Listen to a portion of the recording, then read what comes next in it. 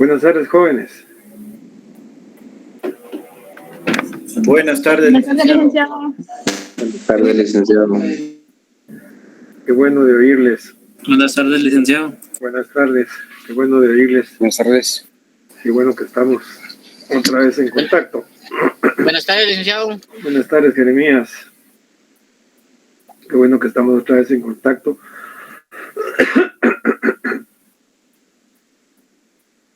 Vamos a proseguir, ahí les estoy proyectando. ¿Se mira el cuadrito que estoy proyectando? Sí, licenciado. Sí, Lick. Okay, gracias. Estamos ahí, en esto nos vamos a ir deteniendo un poco. Estábamos hablando de la investigación. En relación con la investigación, pues previamente hablamos de los obstáculos al ejercicio de la persecución penal, hablábamos de la prejudicialidad, hablábamos del antejuicio, hablábamos de las excepciones. Después empezamos a platicar de lo que eran los actos introductorios. Y decíamos que de los actos introductorios, que a través de los actos introductorios se introducían las primeras noticias, es decir, una hipótesis que habrá que comprobar.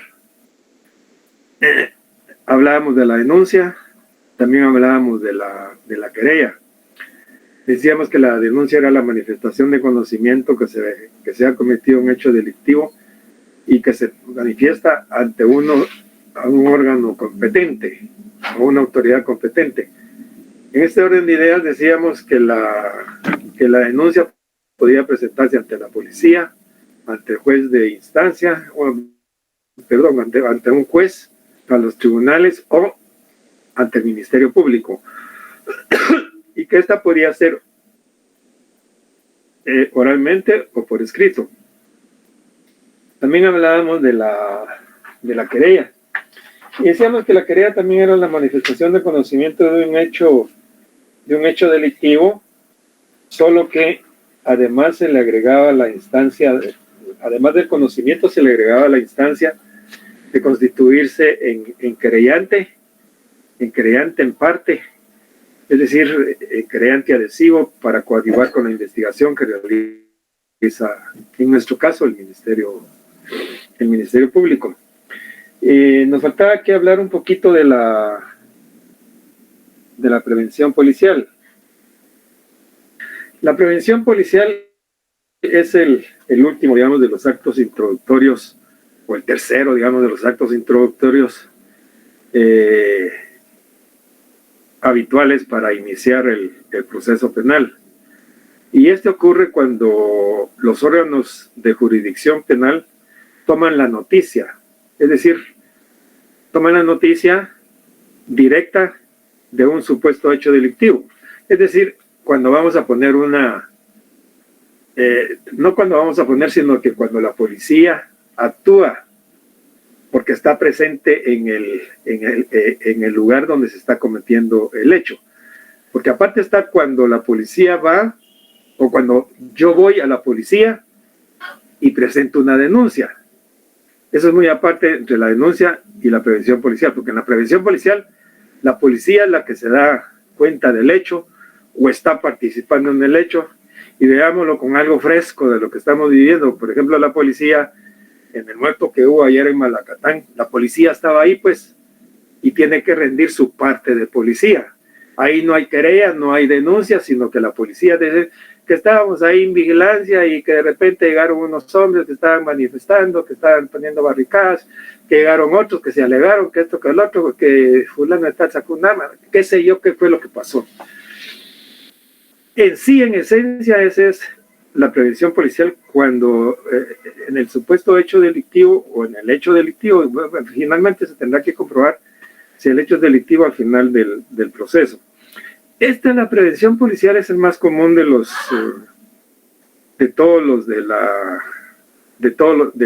actos introductorios. En el caso que la policía, este es el caso que la policía toma conocimiento por sí mismo de la persecución de un delito. Y les ponía de ejemplo de lo que sucedió ayer en Malacatán. Puede suceder en cualquier momento cuando están asaltando un almacén, cuando están asaltando un bus, están robando o estén cometiendo un hecho delictivo y que la policía esté presente y que esté presenciando, es decir, toma conocimiento por sí misma de un presunto delito y comienza las investigaciones preventivas. Y ya después de eso, pues hará su prevención, su actita y la mandará al Ministerio Público. ¿Alguna pregunta de esto? Haciendo ya, digamos, una comparación entre los tres actos introductorios, entre la denuncia, la querella y la prevención policial. La denuncia dijimos que puede ser oralmente o por escrito, que se pone en conocimiento de un órgano facultado por la ley, digamos, que puede ser a la policía, al Ministerio Público o a un tribunal.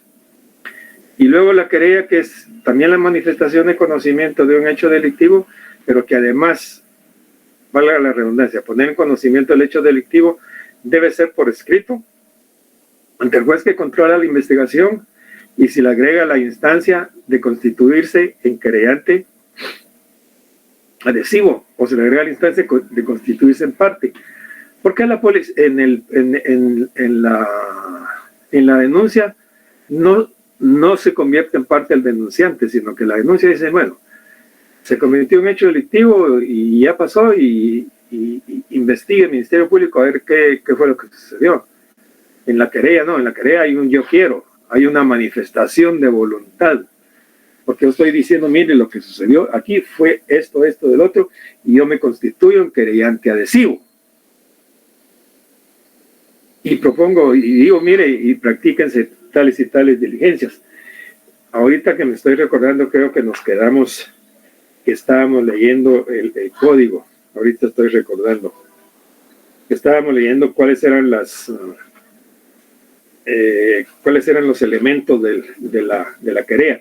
Retomemos eso, por favor. Solo termino diciéndole lo de la prevención policial. Es cuando la propia policía toma conocimiento por sí misma de que se está cometiendo un hecho o un presunto delito y empieza las investigaciones, termina y rinde ese informe al Ministerio Público. Así las cosas, pregunto, ¿tenemos ya claro cuáles son los actos introductorios? Porque si vemos nuestro esquemita que tenemos ahí, que se está proyectando en la pantalla, tenemos que el hecho delictivo da origen a los actos introductorios. A través de los actos introductorios se inicia el proceso. Se introducen los primeros datos, las primeras noticias, para que de eso el Ministerio Público tenga la base para iniciar una investigación. Porque si no llega esa noticia al Ministerio Público, no se puede iniciar la investigación. ¿Tenemos ya claro eso? ¿Alguna pregunta, alguna duda?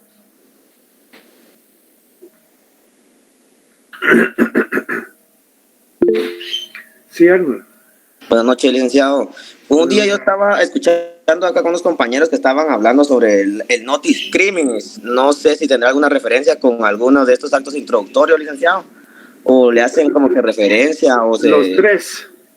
A los tres. Los tres, sí, es la noticia criminis. Noticia criminis. La noticia criminis, sí. Es decir, ¿qué es lo que consta del hecho? Del hecho. O sea, del hecho, obviamente que reviste los caracteres de delito, ¿verdad? ¿Alguien más? Arnold. No, únicamente, licenciado, pensé que estaba solo para un acto introductorio, era como que hacía referencia a esa palabra. No. Julio. Sí, buenas tardes. Una pregunta. Entiendo que la prevención policial, como usted bien decía, que es a través de la policía en el hecho, en el momento. En el momento. ¿Qué pasa cuando hay dos actos? Por ejemplo, la prevención policial y la denuncia. Digamos, yo soy parte del momento, pero como persona particular, y denuncio lo mismo que hicieron la prevención policial. ¿A quién toman en cuenta? ¿O las dos? Las acumulan. Como recuérdense que, vuelvo a repetir, lo importante de esto es de que solo nos van a servir de base para iniciar la investigación. Hechos. Puede hacer que uno se complemente con el otro y de ahí saque más elementos de investigación el Ministerio Público. ¿Ya? O sea que no se cancela una con otra, No, sino que se complementan. no. En este caso se acumularían, ¿verdad? Irían a la misma fiscalía, irían con el mismo número, etcétera, porque si es de un mismo hecho, no van a abrir dos investigaciones paralelas sobre el mismo hecho, ¿verdad? Si se trata de lo mismo. Ok, gracias, Lick. ¿Alguna otra pregunta?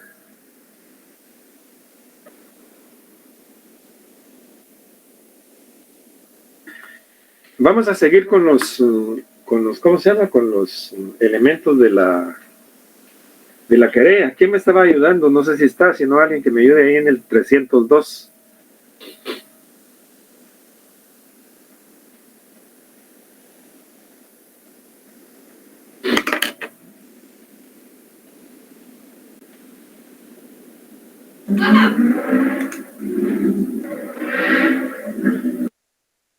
¿Quién me ayuda a que saquen su código? Clara Luz, ¿tiene su código? Buenas tardes, licenciado. Sí. Llevamos el 302, por favor. Muy bien, licenciado. Artículo 302. Querella. La querella se presentará por escrito ante el juez que controla la investigación y deberá contener. Numeral 1. Nombre y apellido del querellante y, en su caso, el de su representado. Fíjense bien. La voy a estar interrumpiendo de vez en cuando. Sí, claro. ¿Se recuerdan cuando hablábamos de la querella? Y explicamos ahí cómo era que operaba y, en su caso, el de su representado. Y poníamos las alternativas que podían haber en relación con el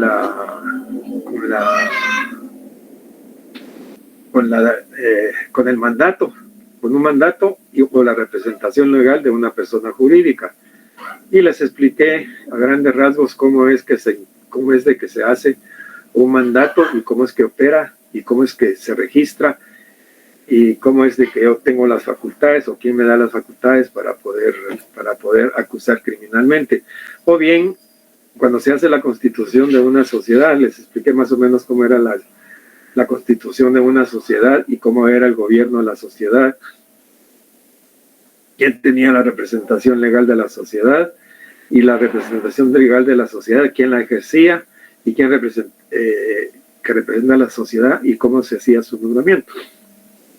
Obviamente la querella, si vemos el contenido de la denuncia, pues obviamente varía, porque en la denuncia dice contenido, artículo 199 contenido, la denuncia contendrá en lo posible el relato circunstanciado del hecho con indicación de los partícipes, agraviados y testigos, elementos de prueba, antecedentes o consecuencias conocidas. Ahora, la querella reúne una serie de requisitos más formales y eso es lo que quiero que veamos de aquí en adelante. Clara, por favor. O antes solo pregunto, ¿tenemos claro quién es el que presenta como querellante y cuándo actúa en nombre propio y cuándo no actúa en representación de? Si tienen alguna duda, por favor, pregunten.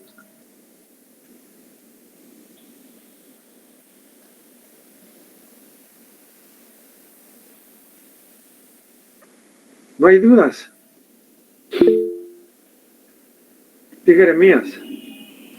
Sí, una duda. O sea, cuando es representado por uno mismo, ¿cuál es el procedimiento líquido?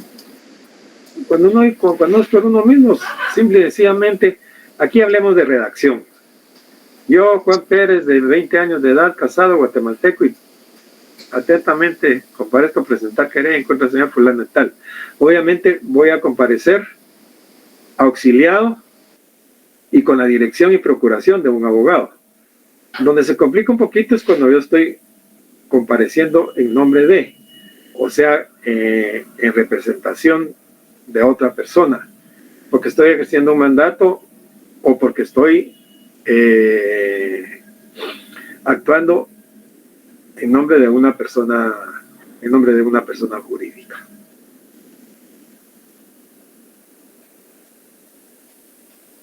¿Alguna otra pregunta? Sigamos, Clara. ¿Licenciado? Sí, Noé. Sí, disculpe. La querella, ¿cómo podría decirle? Sin denuncia previa o sin prevención policial previa, ¿puede haber querella? ¿Usted qué piensa?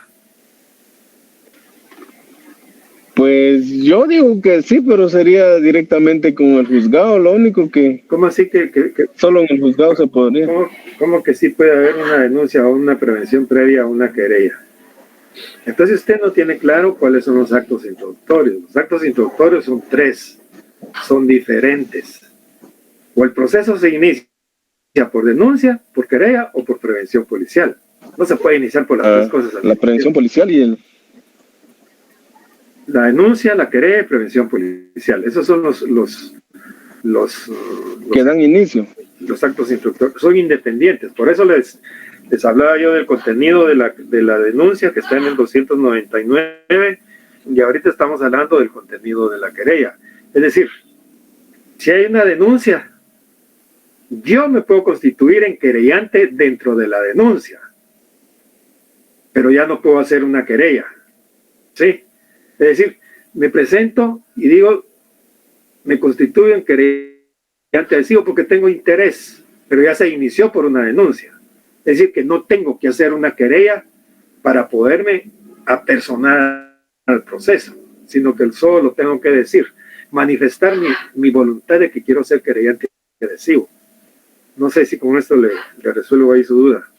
Sí, licenciado, gracias, porque ahora cuando uno inicia mediante querella, tiene que hacerlo por escrito, un montón de procedimientos.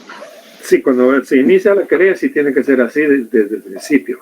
Diferente a lo que establece el 116, creo que es. No, el 116 solo dice que es el querellante, es adhesivo, es el querellante. El 302 es el que tiene el contenido de lo que debe contener la querella. Gracias, Lick. Julio. Y solo una duda con lo que acaba de mencionarle, que usted acaba de mencionar de que uno manifiesta la voluntad de ser querellante adhesivo en un proceso que ya comenzó con la denuncia. Mi duda es, ¿en qué proceso se tiene que manifestar esa voluntad de ser querellante adhesivo? ¿O en puede ser querellante adhesivo si usted es ofendido y tiene interés? Sí, pero digamos, ¿eso es iniciando el proceso o cuando ya está avanzado? Antes del procedimiento intermedio. Esa es mi pregunta. Gracias. Sigamos, Clarita. Bueno, licenciado. Literal 2, su residencia. Literal 3, la cita del documento con que se acredite su identidad. Literal 4, en el caso de entes colectivos, el documento que justifique la personería. Literal 5, el lugar que se señale para recibir citaciones y notificaciones. Literal 6, un relato circunstanciado del hecho, con indicaciones de sus participantes, víctimas y testigos. Literal 7, elemento de prueba y antecedentes o consecuencias conocidas. Y literal 8, la prueba documental en su poder o indicación del lugar de donde se encuentre. Hasta ahí, Ingrid, ¿quiere preguntar algo? Ingrid. Perdón, es que no me puedo levantar. Es que va manejando. Bien, como ustedes se dan cuenta, ya se pudieron percatar, la querella tiene una serie de elementos que se deben de cumplir. Al igual que en la denuncia, hay 3 elementos que tenemos que manifestar como denunciantes. Pero en la querella no. En la querella es más formal. En la querella hay una invocación de la querella, digamos, del escrito, porque este es un escrito que se llama querella, donde tenemos que dirigirla por escrito a un tribunal que controla la investigación, ¿sí? Y adelantito vamos a ver qué hace este tribunal. Luego tenemos que poner los datos de identificación y apellidos del querellante, pero a pesar de que solo dice nombre y apellido del querellante, hay que completar con los datos de identificación personal de la persona. Es decir, yo no sé si ustedes han oído decir las generales de ley. Cuando se habla de las generales de ley, se refiere a que tienen que ponerse los elementos, digamos, o los datos de identificación personal que distinguen a una persona de otra. Por ejemplo, su nombre completo, su edad, su estado civil, su profesión u oficio, su nacionalidad, su residencia, su documento de identificación. Y por aquí lo dice, la cita del documento con que acredita su identidad. Esto es para individualizar a la persona. Porque que se dé un caso que tenga una persona el mismo nombre, la misma edad, los mismos papás, las mismas residencias, es difícil pues, entonces se está individualizando. Y esto es lo que se llama generales de ley. Entonces dice que debe ser por escrito y debo señalar e indicar esos elementos. Es más, tengo que señalar un lugar para recibir citaciones y notificaciones. ¿Por qué? ¿Por qué la ley me está pidiendo un lugar para recibir citaciones y notificaciones? Porque yo estoy ligado al proceso. Yo me quedo ligado al proceso. En cambio la denuncia no, en la denuncia voy, presento la denuncia y me voy para mi casa y se acabó. Y ahí se quedó, pues. Vayan, investiguen y vean lo que tenga que investigar el Ministerio Público. En cambio, en la querella no. En la querella yo señalo un lugar para recibir citaciones y notificaciones y actúo con la dirección y procuración de un abogado. Es decir, yo no puedo presentar una querella solo así, sino que tiene que ser con la dirección y procuración de un abogado. Por eso el abogado, por la dirección, es responsable de la técnica, pero no del fondo del asunto. El fondo del asunto, ¿quién es el responsable? El querellante. Porque el querellante está diciendo, mire, que fíjese que el 2 de enero, eso a las 18 horas, en la sexta avenida 18 calle, que mataron al chiquero, que día. Eso lo está diciendo el querellante. Yo como abogado no lo puedo decir.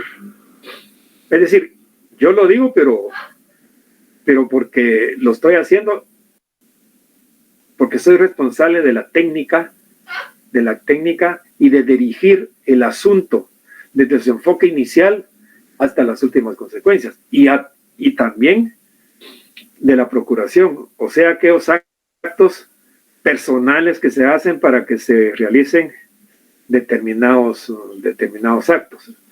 Son aquellos actos que hacemos, o mejor dicho, aquellas diligencias, aquella rogación que hacemos en los tribunales de ir a ver que se realicen determinadas actividades.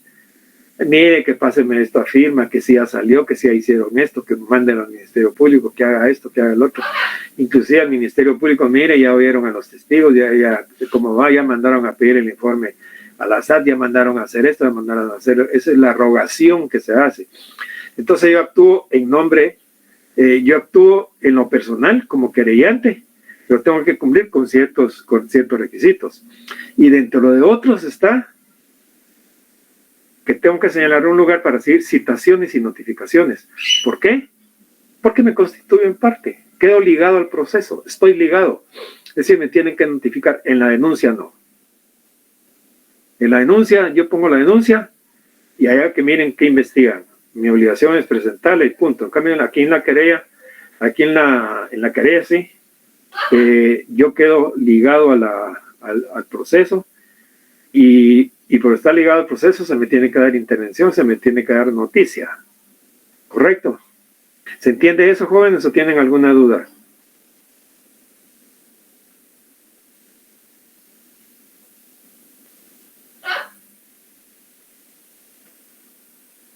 ¿Está claro, jóvenes? Sí. Ok, porque cuando no dicen nada, yo asumo que está bien todo. Entonces, Sí, licenciado. entonces, tenemos claro en qué consiste la querella.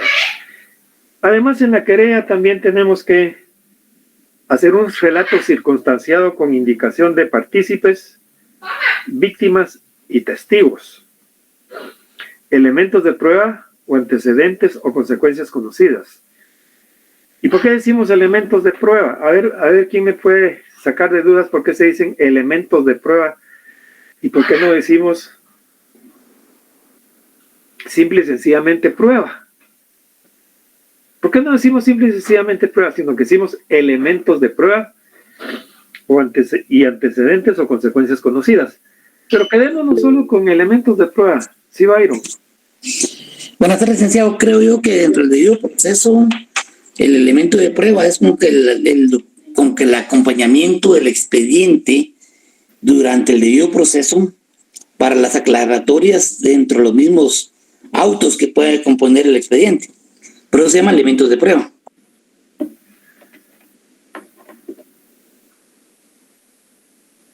¿Alguien más? Quiero oír más opiniones.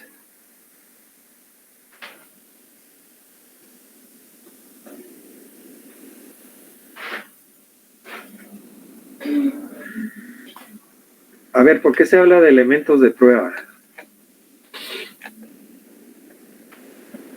A ver, Jimena. Sí, Delfina. Licenciado, los elementos de prueba es cuando el abogado se presenta ¿cómo se llama? La primera declaración cuando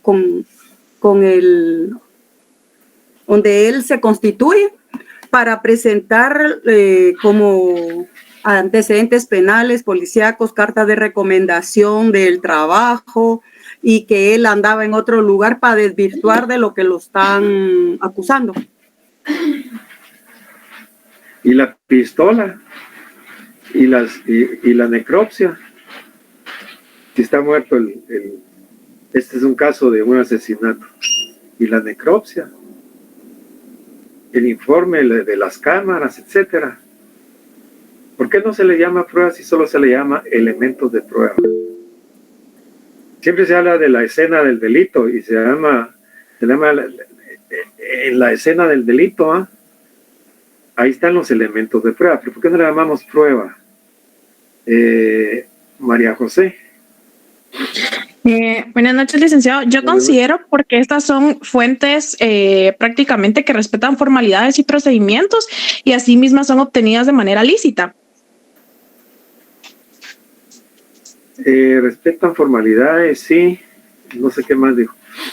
Formalidades, pero por ejemplo la declaración de un testigo. ¿Cuál sería la formalidad en la declaración de un testigo?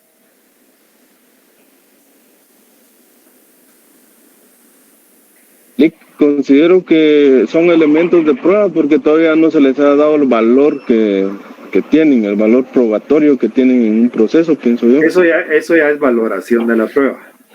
Sí, por eso les dice elementos, porque todavía no se les ha dado esa valoración. No, pero ahí ya me está valorando. Todavía no ha pasado a la categoría de prueba. ¿Cómo hace para que pase a la categoría? Un elemento de prueba, ¿cómo hace para que pase a la categoría de prueba? Diligenciarlo. Y que yo la pueda valorar como juez.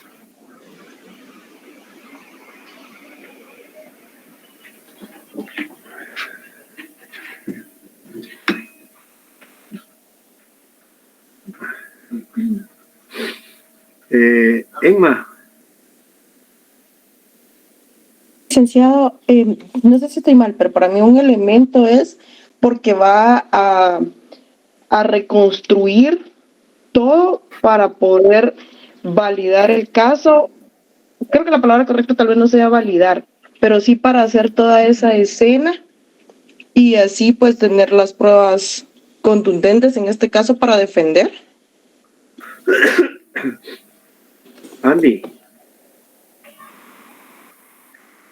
Buenas tardes.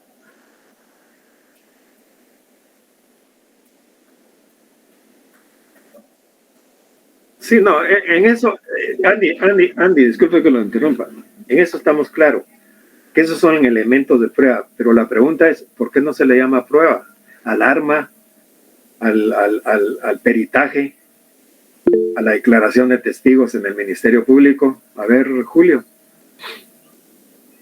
Tal vez considero que porque todavía no se han aceptado esas pruebas, sino solo son como tentativas de que se pueden todos estos elementos, pero de todos estos solo se aceptan o se admiten para este caso ciertos puntos, ¿verdad?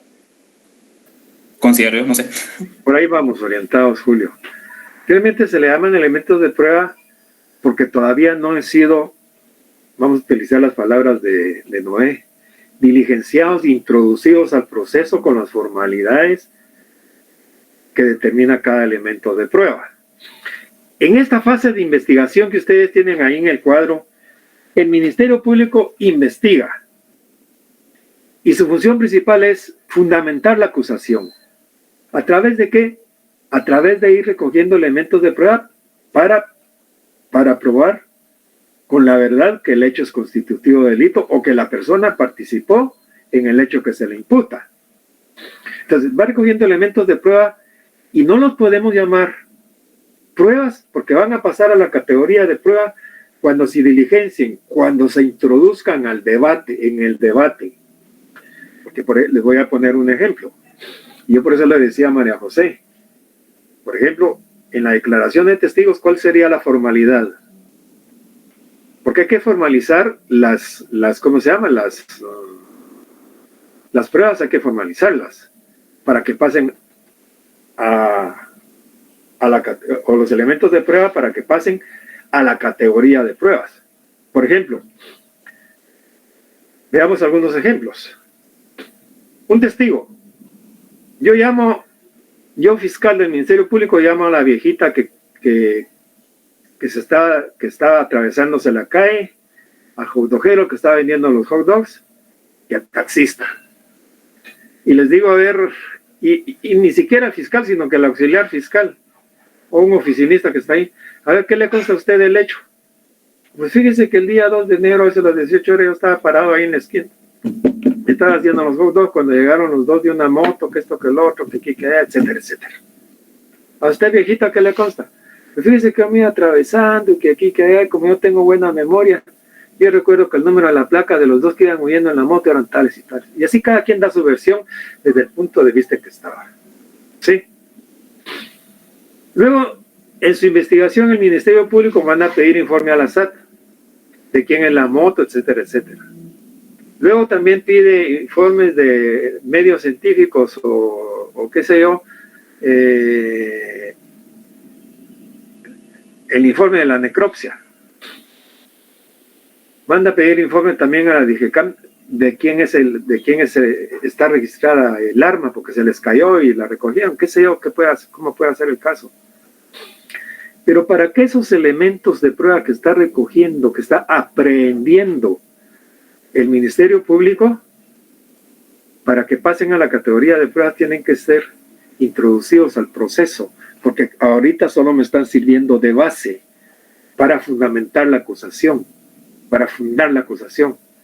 Es decir, que para poder valorar esa prueba, tienen que introducirse al proceso allá de último en el debate. Y en el debate hay un orden para recibir las pruebas. Primero, la declaración del sindicado. Después, peritos, testigos y otros elementos de prueba entre los cuales están los documentos. Entonces, en la investigación, el Ministerio Público manda al médico forense y el médico forense dictamina y dice que la muerte fue conclusiones. La muerte fue provocada por tal y da sus conclusiones. Conclusiones del perito en balística, que el arma es tal y tal y tal y tal. Conclusiones de otro experto, tal y tal. El testigo dijo tales y tales y tales cosas. Pero para que el perito, tanto el perito como los testigos, se pueda valorar esa prueba, se tiene que, ese elemento de prueba allá en el debate, a ver, señor perito, y se le protesta. y luego se leen las conclusiones a las que llegó y luego lo tiene que interrogar el Ministerio Público y el defensor. Después de eso ya llenó las formalidades que la ley le indica. Después de eso ya pasa a la categoría de prueba. Mientras tanto solo sirvió de base para fundar la acusación. ¿Sí? El testigo declaró ante el fiscal o el auxiliar fiscal. ¿Sí? Pero, allá en el debate, entra don Juan Pérez, y le dice el presidente del tribunal, levante su mano derecha a la altura del hombro, se le va a protestar. ¿Jura usted decir la verdad en esta diligencia? Y él tiene que contestar, sí juro. O mejor dicho, perdón, protesta usted decir la verdad. La protesta consiste en que se conduzca, jura usted conducirse con la verdad en esta declaración que va a hacer. Y tiene que responder, sí juro. Y puede agregar, y por mis creencias religiosas. Ella ahí ya se está formalizando, María José, ahí ya se está formalizando la declaración del testigo. A ver qué le consta a usted del hecho. Pues a mí me consta que tal día, tales horas, yo estaba así, andaba aquí, por allá, que esto, que lo otro, y vi que sucedió tal y tal cosa. Si es un testigo del fiscal, de la fiscalía, el fiscal lo va a interrogar primero y después lo va a contrainterrogar el Ministerio Público. La defensa. Y si es de la defensa, después lo contrainterroga el Ministerio Público. Entonces, vienen y el testigo da una versión diferente a la que dio allá en el Ministerio Público. Supongamos que ese fuera el caso. Da una versión diferente a la que manifestó allá en el Ministerio Público. ¿Sí? ¿Qué va a valorar el juez? ¿Lo que dijo allá en el Ministerio Público y quedó en una actita o la que está viendo y oyendo en ese momento? Obviamente la que está viendo y oyendo en ese momento. Y para eso van a estar el fiscal y el defensor diciendo, pero mire, usted en su primera declaración dijo que no sé qué, que no sé cuánto. Sí, pero ahí me equivoqué. La realidad es lo que estoy diciendo el día de hoy. Y eso es lo que tiene que valorar el juez. Después hay un documento. Ya los peritos hay que leerle las conclusiones a las que llegaron, se le da lectura a las conclusiones, se le interroga y de eso ya se introdujo, ya pasa a ser prueba de expertos o peritos. Ya la declaración del testigo ya se puede valorar porque ya se introdujo de conformidad con las normas que regula ese medio de prueba.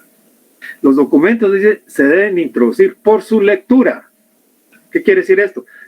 Primero solo me sirvieron de base para formalizar la acusación. Ahora, para que pasen a hacer pruebas, se tienen que leer ahí en el debate, para que todas las partes se enteren de cuál es el contenido del documento. Porque el juez, ¿qué va a hacer? Si no se introducen por la lectura, esos documentos no se van a poder valorar, porque no fueron introducidos a través de la lectura, se quedó por ahí. ¿Se entiende eso? Entonces, ¿el juez qué va a hacer? ¿O qué van a hacer los jueces?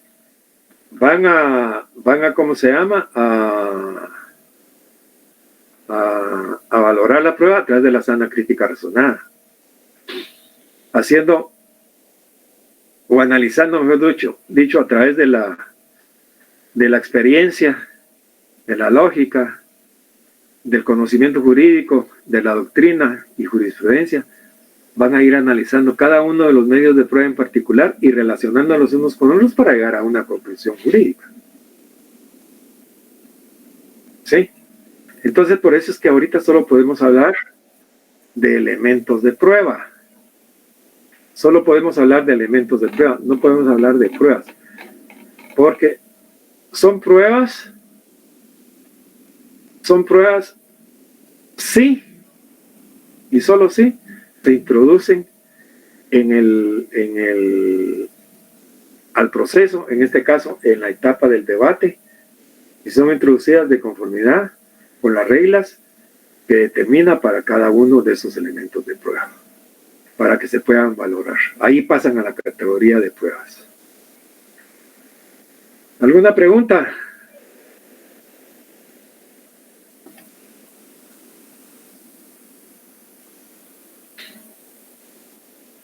¿Hay preguntas, jóvenes? No, Lick. Ahí ¿Está claro? Sí, Lick. Sí, digan así con fuerza. No se queden con dudas porque me da... Yo quisiera estar ahí enfrente de ustedes y verlos cuál es la carita que pone cada uno.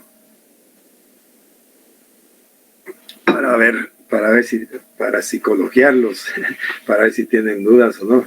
Pero creo que esto es claro. Sí, Byron. La verdad que dudas, creo que todo el tiempo hay. Sí. Así que no es lo mismo, o sea, no es lo mismo estar en el machete que estar en el monte, digo aquel, porque acordémonos que obviamente pues todo lo que usted nos ha dado como cátedra y práctica, no es lo mismo, ya estamos en el hecho. Ciertamente. Aparte de la dulzura de la teoría.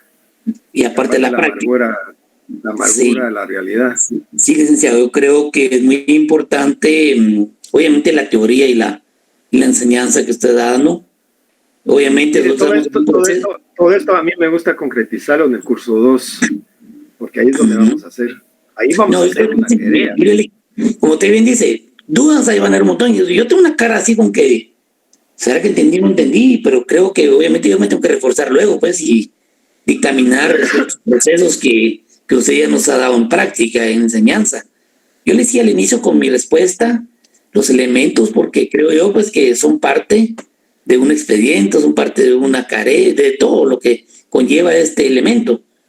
Pero obviamente pues una práctica es distinta, pues ya son otros elementos, ya conlleva la personalidad también, cómo uno va a presentar su documentación, cómo uno va a hacer su presentación de pruebas, cómo uno también va a hacer su declaración y un montón de cosas. Eso ya depende de la tesis que usted vaya a Esta es parte del proceso, y gracias, de verdad, porque gracias, la verdad, porque es una preparación bien importante.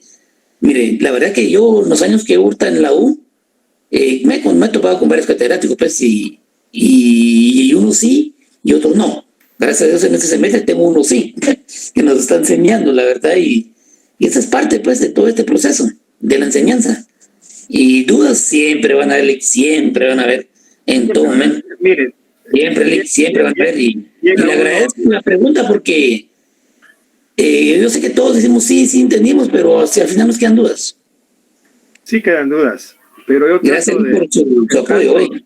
Lo que trato es de hacerlo lo más sencilla que pueda y utilizar palabras sencillas, hacer parangones muy sencillos para que lo entendamos. Y pues por ahí vamos. Y gracias a usted también por sus palabras. Creo que esto alienta a seguir en esto y me alegra que yo digo que poco a poco vamos. Ahí vamos poco a poco.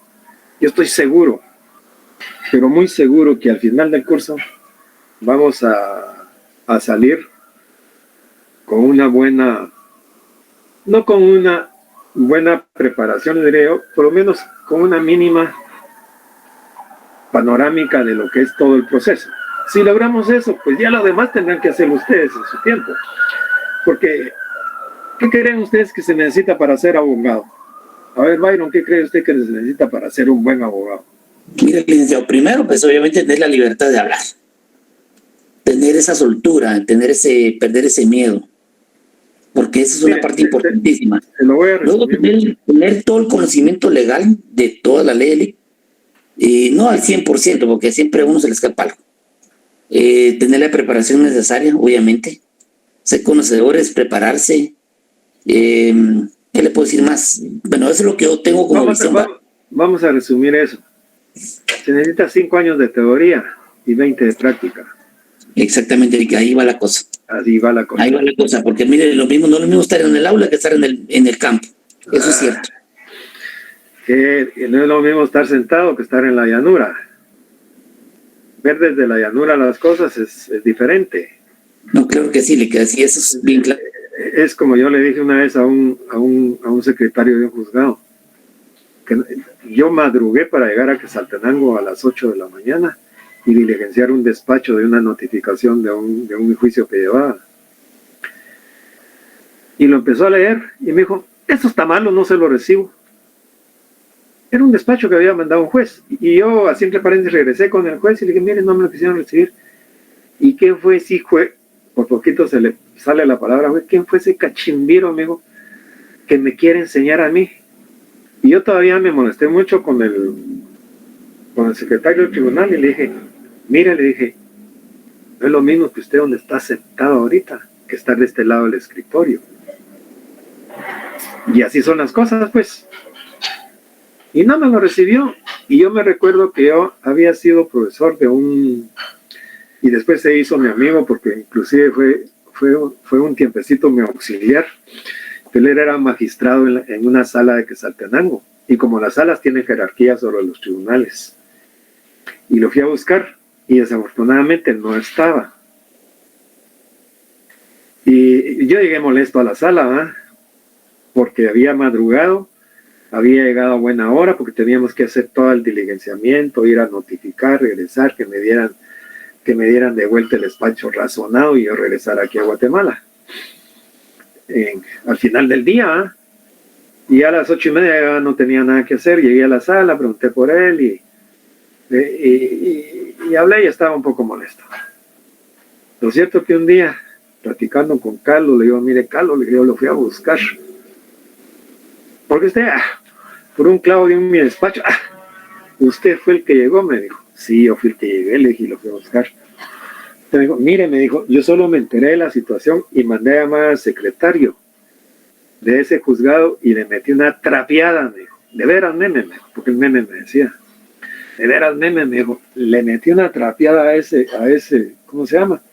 Y le dije que por malo o bien tenía que habérselo recibido, por lo menos habérselo recibido, y después razonado si estaba malo. Pero yo después vi el despacho, me dijo, oye, todo estaba bien, si era un juez enorme de aquí de Guatemala que me había mandado a mí para allá. Pero sale eso como anécdota porque tenemos que prepararnos. Tenemos que prepararnos. Y sinceramente no es porque se vayan a ofender, pero ustedes van a tener que poner mucho de sí. Mucho. Van a tener que ser mucho autodidactas porque estamos haciendo lo meridianamente posible. En mi caso particular hago lo mejor que puedo esta actividad para que ustedes vayan entendiendo, para que vayan introduciéndose en esto. Porque al final yo no logro llegar a como llegaban mis clases estando presenciales, pues nunca van a ser igual. Nunca. Entonces ustedes van a tener que prepararse mucho. Como yo así le digo a mi sobrino que está estudiando medicina, y digo, ¿sabe por qué me estoy alimentando? Mejor la gente de ahora se tiene que alimentar mejor. Le digo, ¿por qué? Porque ustedes van a ser los médicos del futuro ¿cómo le llaman a esto? Por clases virtuales. Sí, hombre, tío, me dice que fíjate que tenemos que hacer Covidianos. Y no podemos, me dice, porque realmente no pueden por las circunstancias que han habido y así siguen. Y nosotros a ver si vamos a regresar o no, cómo vamos a regresar. Porque ¿qué haríamos? Y me pongo a pensar yo en todos ustedes, sinceramente, viendo el audio de ustedes. ¿Cómo vamos a hacer para tener 250 alumnos en un aula que están diseñadas para 50, 60, 70 alumnos en la facultad? ¿Cómo vamos a hacer para meter 250? ¿Dónde?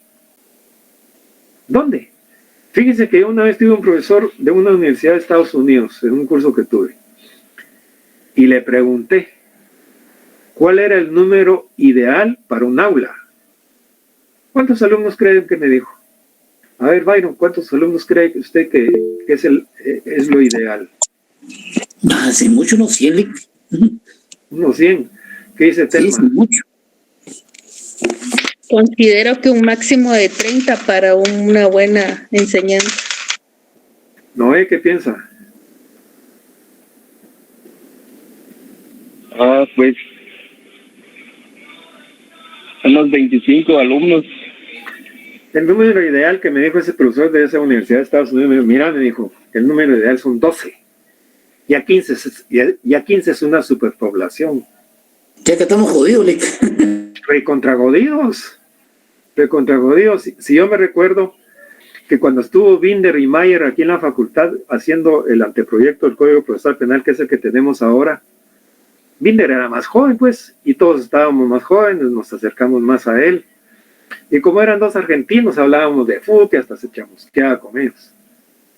Pero yo le decía a Binder así, privado, platicando de experiencias y de las clases, y le decía, mira, Binder, le decía yo, ¿y qué puedo hacer yo si aquí tengo aulas de 150 alumnos? ¿Qué puedo hacer? Le decía, ¿qué me aconsejas?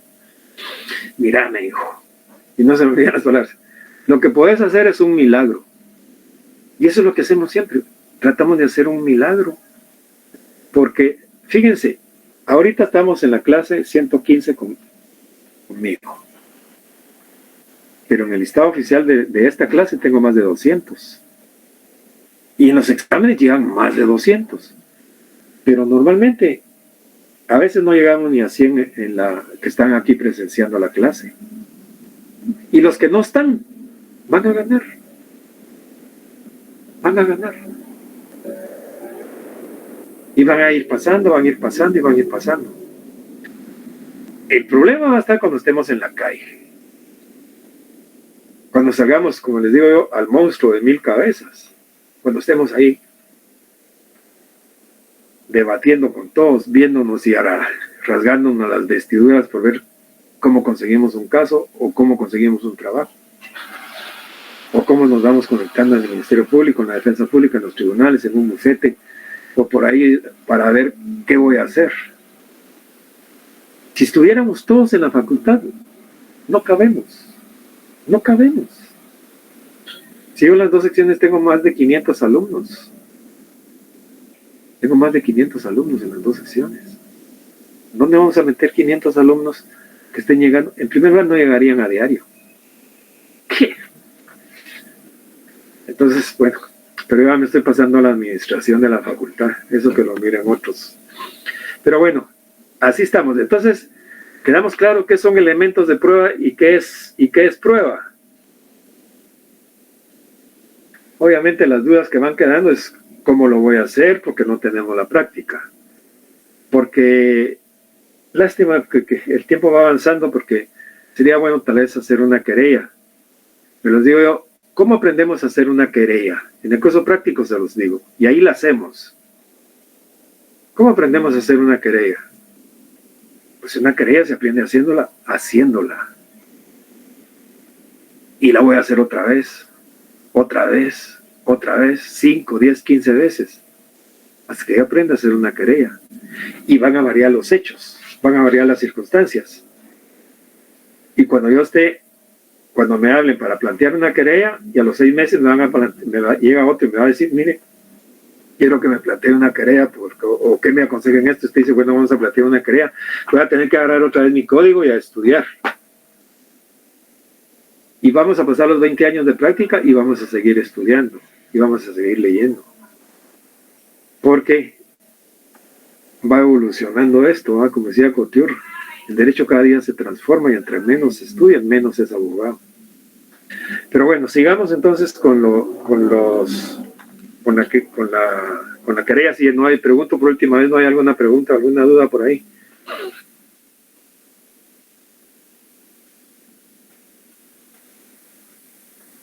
Luego también dice antecedentes o consecuencias conocidas. Y les hago un poquito de énfasis en esto porque en una clase me preguntan, ¿y qué hago si no tengo antecedentes o consecuencias conocidas? Porque él se refería como antecedentes penales. No. Antecedentes, bueno, si no hay antecedentes, pues no los pongo. Si no tengo documentos, ¿qué hago? Pues no los pongo. Y si no tengo testigos, pues tampoco los pongo, porque no voy a buscar testigos a fabricar, a plantar prueba. Entonces, ¿qué son los antecedentes o consecuencias conocidas? Pues mira, como antecedente tenemos que este señor amenazó una vez al chiclero, extorsionaba en tales otros lugares. ¿Qué consecuencias pueden haber? Mira, las consecuencias pueden haber que había una póliza ¿cómo se llama? De un seguro de vida. ¿Qué sé yo?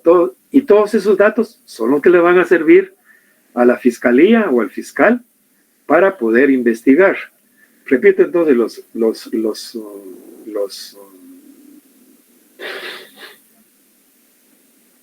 que se dice o los datos que introducimos a través de los actos introductorios solo sirven de base. No vamos a pretender con una querella, que es el acto procesal para mí de los que se inicia, la más completa. Yo no puedo pretender probar toda la tesis de un caso solo con la querella.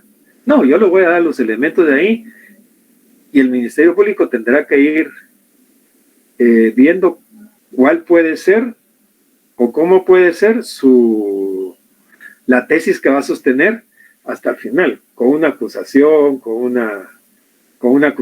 tales y tales elementos de prueba. Por eso es que se dice que en esta fase de instrucción o esta fase de investigación, una de las características es investigar la verdad real, la verdad material, la verdad histórica. Hay que determinar la existencia del hecho. La investigación que va a realizar el Ministerio Público, ya me estoy pasando al cuadrito ya del cuadrito que tenemos por ahí, a través de estos actos introductorios, se inicia la investigación. Y la investigación está a cargo del Ministerio Público. El Ministerio Público va a ir aprehendiendo elementos de prueba. ¿Para qué? Para fundamentar la acusación.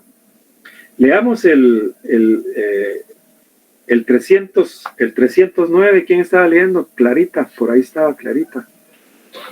Sí, licenciado. Ahorita. Leamos el 309. Muy bien.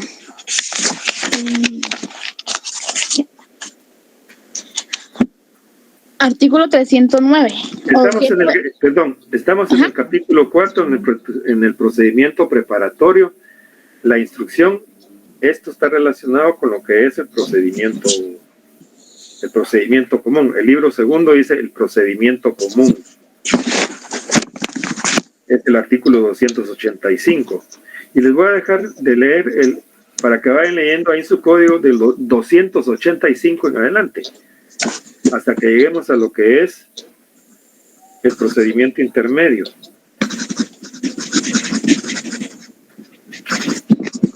El 285, es que aquí ya prácticamente ya es todo, pero léanle ahí de los 285 hasta a la acusación. Vamos a ver. Sí, hasta el 300,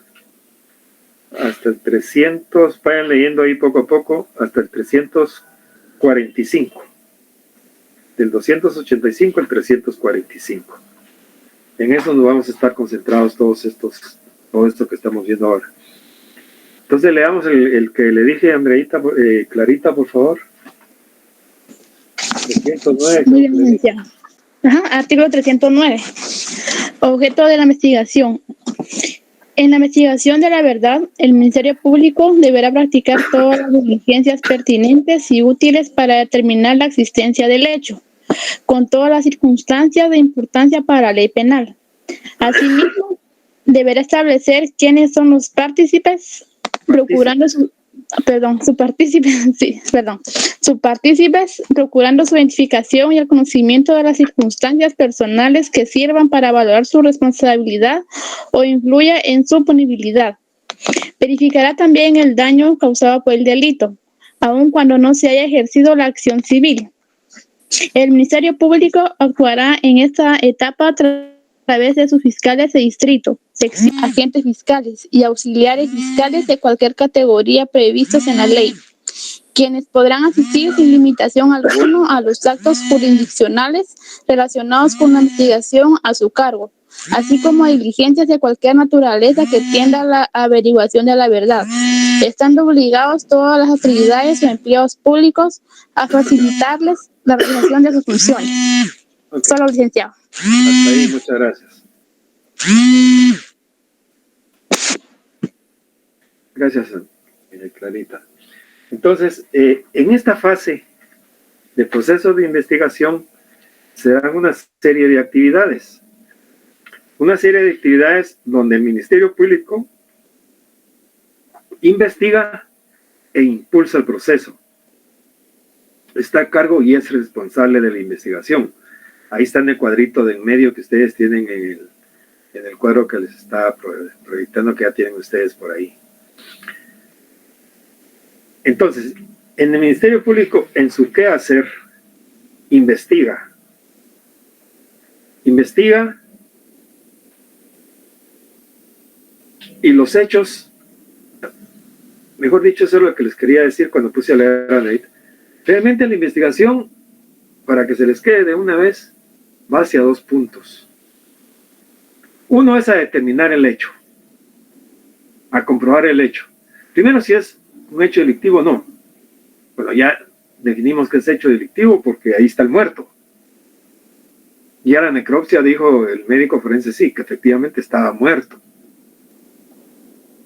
Y el otro punto más importante aún, considero yo, que no el cuerpo del delito, digámoslo así, es sobre si la persona que se le imputa el hecho participó o no participó en el hecho que se le imputa. Eso es el fondo, eso es todo el fondo del proceso. Investigar el hecho, investigar la participación. Porque el hecho ahí está muerto. Pero ¿participó o no participó mi patrocinado? ¿Qué grado de participación tuvo? ¿No sería que fue otra persona? ¿No sería esto? ¿No sería el otro? ¿Y qué tanto hay que investigar? Y eso obviamente hay que probarlo. Y hay que probarlo allá en el debate. Allá en el debate es donde se va a probar. Entonces, en este rol que juega el Ministerio Público, van a participar el imputado y su defensor. Leamos, ya lo leímos, pero lo vamos a leer otra vez. Yo lo que les aconsejo es de que vayan ahí uniéndole los artículos que ustedes consideren pertinentes, o el artículo o los artículos que consideren pertinentes a cada uno de estos actores que participan en el proceso. Entonces, vamos a leer el artículo imputado y su defensor. Leamos el artículo 70.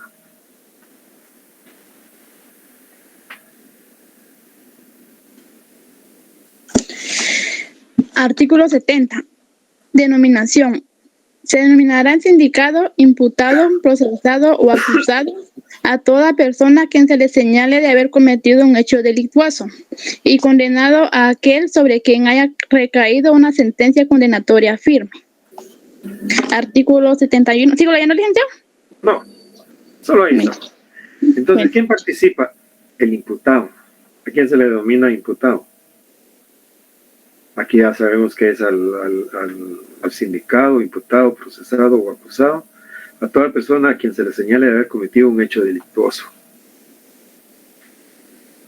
¿Y el defensor? ¿Qué es el defensor? Ya se los dije en alguna oportunidad. Ya decimos que el defensor es el perito en derecho, es un especialista en derecho que defiende los intereses de otra persona en un proceso. Eso es el defensor. Ahora, nosotros tenemos instituida la defensa técnica, que está en el artículo 92. Leamos lo que es la defensa técnica, por favor. Sí, perdón, ¿qué artículo mencionó, licenciado? 92. 92. Muy bien, licenciado. Artículo 92. Derecho a elegir defensor. El sindicado tiene derecho a elegir un abogado defensor de su confianza. Si no lo hiciere, el tribunal lo designará oficio, a más tardar antes de que se produzca su primera declaración sobre el hecho, según la reglamentación para la defensa oficial. Si prefiere defenderse por sí mismo, el tribunal la autorizará solo cuando no perjudique la eficacia de la defensa técnica y, en caso contrario, lo designará de oficio. La intervención del defensor no menoscabe el derecho del imputado a formular solicitudes y observaciones. Ok, entonces, ¿quiénes participan en esta fase del proceso? El imputado y su defensor. Si tienen que participar, pues obviamente viendo las diligencias, haciendo las observaciones, haciendo esto, haciendo el otro, en la investigación que está realizando el Ministerio Público. ¿Quién más participa? El querellante. Leamos el 116.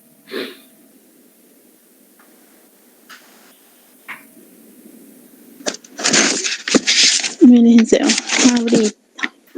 No. Artículo 116. Querellante adhesivo. En los delitos de acción pública, el agraviado con capacidad civil o su representante o guardador en caso de menores o incapaces o a la administración tributaria en materia de su competencia podrán provocar la persecución penal o adherirse a la ya iniciada por el Ministerio Público. El mismo derecho podrá ser ejercido por cualquier ciudadano o asociación de ciudadanos contra funcionarios o empleados públicos que hubieran violado directamente derechos humanos en ejercicio de su función y con ocasión de ella, o cuando se trate de delitos cometidos por funcionarios públicos que abusen de su cargo. Los órganos del Estado solamente podrán querellarse por medio del Ministerio Público. Se exceptúan las entidades autónomas con personalidad jurídica y la administración tributaria en materia de sus competencias. El querellante podrá siempre colaborar y coadyuvar con el fiscal en la investigación de los hechos.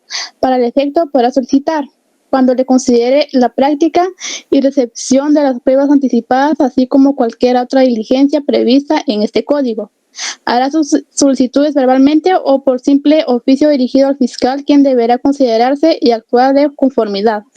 Si el querellante discrepa de la decisión del fiscal, podrá acudir al juez de primera instancia de la jurisdicción, quien señalará audiencia dentro de las 24 horas siguientes para conocer de los hechos y escuchará las razones tanto del querellante como el fiscal y resolverá inmediatamente sobre las diligencias o practicarse. A practicarse, perdón. De estimar lo procedente, el juez remitirá al fiscal lo relativo al cambio del fiscal del proceso. Sí, al fiscal general, lo relativo a cambios de fiscal del proceso. Okay. Entonces, ¿quiénes participan? El querellante. En este caso hablamos del querellante adhesivo. Y su papel principal es coadyuvar con la investigación que está realizando el Ministerio Público. Obviamente tiene una serie de regulaciones ahí, pero digamos que lo medular es, su función principal es, Ministerio Público, mire, hay que oír tal testigo, haga esto, puede hacer el otro, darle información. Inclusive verbalmente, mire, hay que oír a tales testigos. No tenemos que ser tan burócratas de estar escribiendo y decir, mire, ahora si queremos formalizar algo lo hacemos así porque no nos hace caso, se lo hacemos por dar, y si no, nos quejamos con el juez. Porque puede haber negligencia. Puede haber mano de mono, como dicen por ahí, ¿verdad? Entonces, ese es el principal papel del querellante. Recuerden que estamos en una etapa de investigación. También participan las partes civiles. Y tenemos al tercero civilmente demandado, que ya platicamos de él cuando vimos las partes en el proceso. Y hay un auxiliar del Ministerio Público. El Ministerio Público se auxilia de la policía para... Vamos a ver, déjenme ver el código.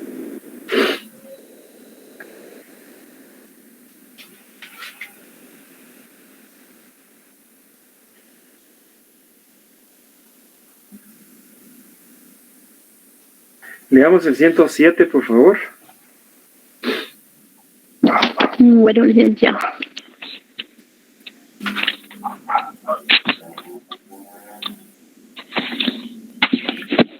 Artículo 107.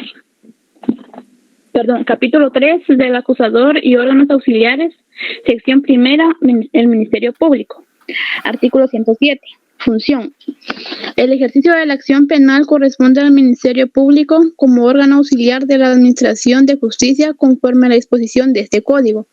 Tendrá a su cargo el procedimiento preparatorio y la dirección de la Policía Nacional Civil en su función investigativa dentro del proceso penal.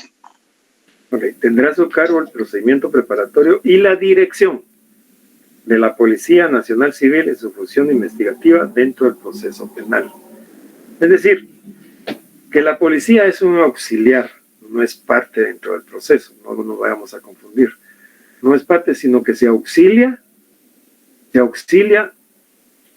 de la policía en su parte en su fase de investigación. Entonces, en esta etapa, el Ministerio Público investiga, aprende prueba, y para eso realiza una serie de actividades. Y es ahí donde ya entra a tomar un papel preponderante el juez de instancia, o el juez de instrucción, como también se la llama. Porque ¿cuál es el papel del juez? ¿Cuál es la función del juez de instancia? A ver, ¿quién sabe cuál es la función del juez de instancia? ¿Controlar la investigación, licenciado? Básicamente es el control de la investigación. ¿Y qué controlará el juez de instancia entonces cuando decimos que es el que controla la investigación? ¿Qué controla básicamente?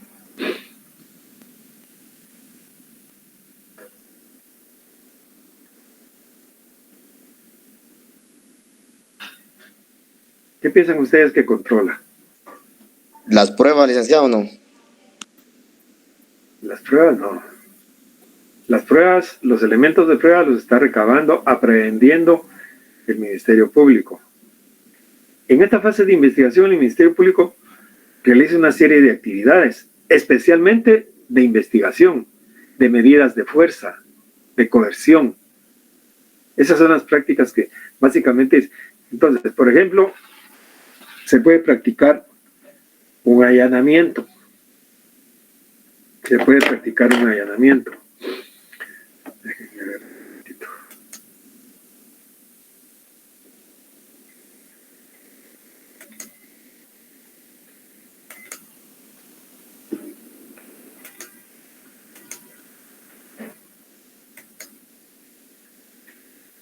Se practican actividades de allanamiento, anticipos de prueba, de medidas de fuerza. Pero para solicitar un allanamiento, el movimiento es el siguiente. El Ministerio Público solicita. ¿A quién le solicita? Al juez de instancia. Y el juez de instancia autoriza y decide, pero bien puede negar también. ¿Sí? Bien puede decir que no. Porque digamos que no es procedente la inspección y registro, que es lo que llamamos el allanamiento. Puede hacer de que no sea procedente. Entonces, porque para practicar un allanamiento le tenemos que probar al juez la necesidad, no solo porque voy a decir yo, mire señor juez, vengo a solicitarle un allanamiento de tal y tal y tal cosa. No. Para practicar el allanamiento tenemos que justificarlo, tenemos que decirle por qué y cómo. ¿Cuáles son los antecedentes? Tenemos la declaración de unos testigos, señor juez, quienes manifiestan que el día de los hechos, los que atracaron el banco fueron a guardar el pick-up o el carro con que se conducían en la 10ª calle, en la casa marcada con el número 8-43 de la zona 1 de esta ciudad. Ahí está el carro. Y ahí hay vestigios del ¿cómo se llama? Entonces el juez decidirá. Entonces ya el juez decide